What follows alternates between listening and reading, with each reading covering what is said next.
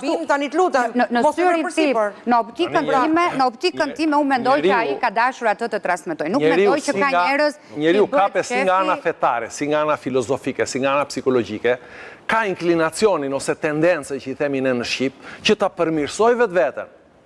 Nuk ka njeri në botë që dhe më ignoranti ose më i padlexuari, më i padituri, nuk ka njeri në botë që të mos doj të përmirësohet, e bën dhe në mënyrë jo vullnetare, jo të ndërgjegjshme. Por tendenca për të përmirësuar vetveten ekziston. Tani, sa janë mundësit që ai mund ta realizojë këtë gjë, ajo është pastaj ka njerëz që kanë kapacitetin. Ti mundohu sa të duash, ti mund të kesh afër shoqëri. Po mi aty ngacmoj familjar. Po ai kapaciteti familjar, ai që ka relativ, kapaciteti është relativ. Po patjetër që është relativ. Si thot populli i Vlorës, thot shu, un boss, ti boss. Po lopën kushtë po bën gjithë të pasur. Kapaciteti është relativ, më vëlla. Ti do duan të rinë të pi kafe, po kafe kush do e sjelli? Po kanë të gjithë mentalitet. Çështja e mirëqenies të kthehemi te pjesa ekonomike. Nëse ti do njerëz të suksesshëm siç je vet, harroje se nuk ekziston, është relative. Do ta lëmë atë pjesën filozofike e kthehemi materialiste ekonomike. Çështja e mirëqenies është si punë e barit në te gjuri gomarit. Ka bar dhe në gjuha miza, po te gjuri mizës. Kështu dhe puna e varfërisë ekonomike. Secili ka standardin e vet për ta futur, për ta quajtur se sa. Kush i la këta njerëz të varfër atëre? Atëherë këtu do të ja po ta kthej ndryshon. Atëherë këtu do të varfër në krahasim me çfarë? Të varfër e meritojnë. Të varfër në krahasim me çfarë? Të varfër krahasim për shembull. Në krahasim me Italinë, krahasim me Greqinë. Krahaso dhe me Italinë dhe me Greqinë. Këtu bëhet problemi politik. Edhe me Kosovën më. Atëherë këtu rikthehet problemi politik. Krahasosh me Bill Gatesin për shembull. Po jo, të varfër. Si e varfër ti? Nëse ta krahasosh me vendet e rajonit, sa është ulur minimumi etik? Jo, ne skemi minimumi etik, se po ta kishim do bëni ne skemi ligjërisht kur ta vendosësh minimumi etik, kur ta vendosësh do gjykojnë. Ekziston, nuk vendoset me ligj, ai është. Ore ka dhe parim juridik se do referohesh të veprosh, megjithatë kjo është një koncepti. Tani ta që bëjnë pallavra shqiptarët e meritojnë, se pallavra janë këto. Ti jenë të varfër. Pse nuk e thon këta që i bëjnë fresk këtyre tjerëve? Kush i la shqiptarët e varfër? Sepse kush i la shqiptarët e varfër tani? Ja sepse në kohën e burrave të fortë, kur burra të fortë, prodhojnë kohë të qeta. Kohë të qeta prodhojnë këta tipa pelivan. Këta tipa pelivan na japin e kohë të vështira për të riprodhuar burra të fortë që të sjellin kohë të qeta. Tani ne jemi në këtë lloj eklipsi dhe kemi mbetur sepse duhet të luftonte Çerçistopulli me shumë patriotë të tjerë. Le të tregojmë pak lokalisht sot. Timelsi, që sot të gëzonin gay dhe edhe lesbikët të drejtat e tyre. Po mos na ngatrohet. Pra, i kthemi një pjesë. Duhet një përpjekje e madhe. Duhet një përpjekje e madhe. Sa gjithë bota. Po, Melsi, ti je i pasur apo i varfër ti? Jo, Melsi. Si e cilëson vetë?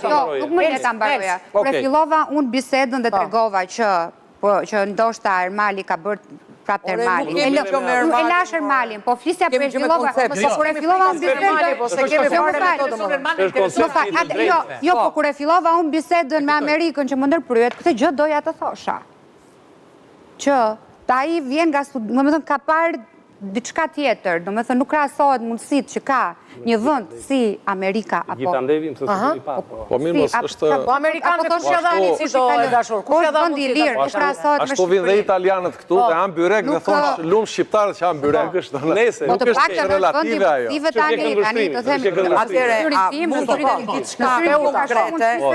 diçka konkrete si e perceptoj unë dhe si e reagimin e njerëzve duhet. Se reaguan ashtu duke sharë. Po, njerëzit pse reagojnë, po sigurisht, do të thënë kjo është mënyra e reagimit ton normal. Edhe ne kur të mbarojmë këtë, kur të dali kjo në rrjet social, do na shajnë. Njerëzit kanë reaguar për këpucarin. Nuk ka rëndësi. Unë di të them vetëm ka. Do flasë si sipërmarrëse. Do flasë sipërmarrëse dhe do flas për periudhën edhe kur unë isha 40 vjeç, megjithëse unë kam filluar vrapin shumë më shpejt. Po. Më kupton? Dhe ne kishim atë mundësinë. Dëgjoj, njeriu duhet të guxonte, duhet sakrifikonte, por në atë kohë, pra para 30 vjetësh, në atë kohë, në atë moment, me ato mundësi, sot ti mund ta bësh të njëjtin vrap, të njëjtën sakrificë, por nuk arrin dot. Se ka ndryshuar koha, pra nuk flitet për etapa të njëjta dhe për sjellje të njëjta të një personi që do të eci përpara në kohë të ndryshme. Ishim 30 vjet përpara, 20 jemi sot. Qartë. Pra sot që të gjëndesh në momentin e duhur është çështje fati, ha? Është dhe çështje fati. Është çështje fati, apo janë bllokuar gjitha mundësitë? Jo, janë bllokuar. Edhe një gjë tjetër, e të them, shiko, leku sot kujtohet se bëhet vetëm, do me thënë, me këtë mbas këtyre pajisjeve elektronike, pra duam pa tjetër një punë të tillë, duam pa tjetër me diçka që lidhet me modën, me televizionin, me median, ju e shikoni se synojnë gjithë dhe duan, dhe harrojnë, shiko, Tiranën, sepse diçka do dalë aty. Tiranën dhe provincën e Tiranës, nga Tirana deri në Durrës, ka qenë me tokat të gjithë me zot toke. E kanë lënë tokën, moj zemër, e kanë lënë. I shitën tokat, zemra ime.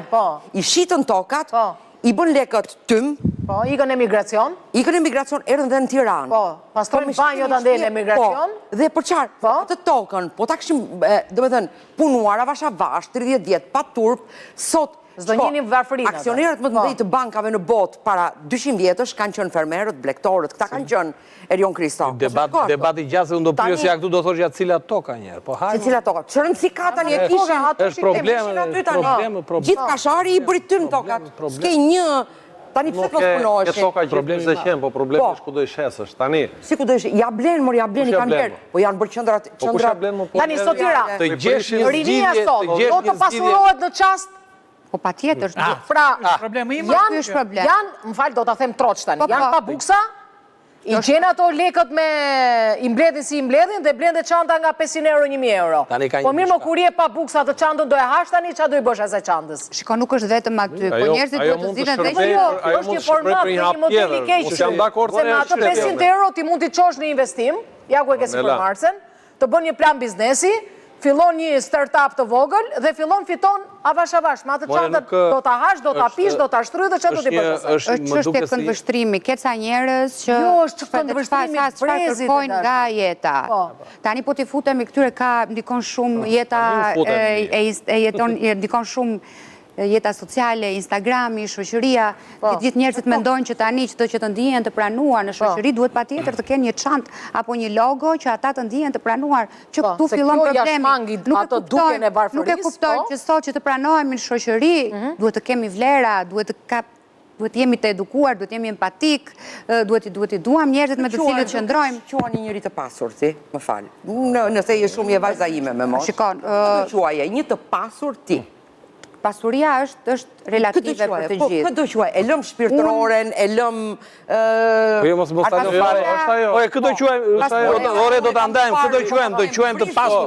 Ore do quajmë të pasur Jezu Krishtin apo do quajmë Ponç Pilatin. Ti mund të kesh miliona, po flet me vete kur ngrihesh në mëngjes, pra edhe shpirtëroria ka vetë. Ore, kam kuriozitet brezi sotëm, këtyre të rinjve. Këtë quajnë të pasur. Unë